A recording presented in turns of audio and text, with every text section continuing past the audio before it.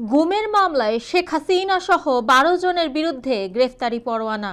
জোরপূর্বক গুমের মামলায় ক্ষমতাচ্যুত প্রধানমন্ত্রী শেখ হাসিনা সহ ১২ জনের বিরুদ্ধে গ্রেফতারি পরোয়ানা জারি করেছেন আন্তর্জাতিক অপরাধ ট্রাইব্যুনাল।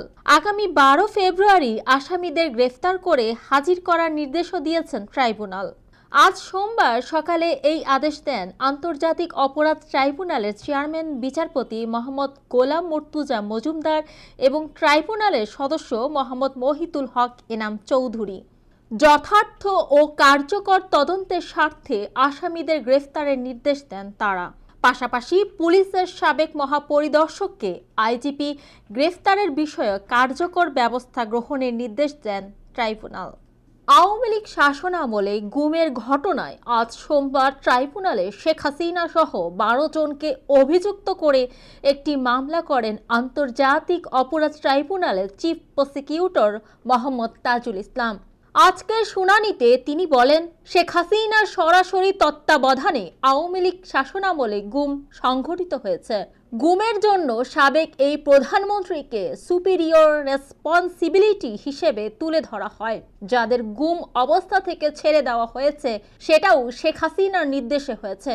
একজন ব্যক্তির ক্ষমতা নিরঙ্কুশ করার জন্য এসব গুম সংঘটিত হয়েছে। গ্রেফতার ও তদন্তের স্বার্থে শুনানিতে সবার নাম প্রকাশ করেননি চিফ প্রসিকিউটর। তবে শেখ হাসিনা সহ ৪ আসামির নাম প্রকাশ করেন। অন্য ৩ আসামি হলেন সাবেক প্রধানমন্ত্রীর প্রতিরক্ষা বিষয়ক উপদেষ্টা মেজর জেনারেল অবসরপ্রাপ্ত তারিক আহমেদ সিদ্দিক, পুলিশের সাবেক আইজিপি বেনজির আহমেদ ও টেলিযোগাযোগ নজরদারি জাতীয় সংস্থা ন্যাশনাল টেলিকমিউনিকেশনস মনিটরিং সেন্টারের NTMC সাবেক মহাপরিচালক জিয়াউল আহসান। এর মধ্যে জিয়াউল আহসান আন্তর্জাতিক অপরাধ ট্রাইব্যুনালের আরেক মামলায় গ্রেফতার হয়েছেন। জাতিসংঘ মিশনে পাঠানো পদোন্নতির লোভে বিভিন্ন বাহিনীর কিছু লোক গুমের মতো অপরাধে লিপ্ত হন বলে শুনানিতে উল্লেখ করেন চিফ প্রসিকিউটর।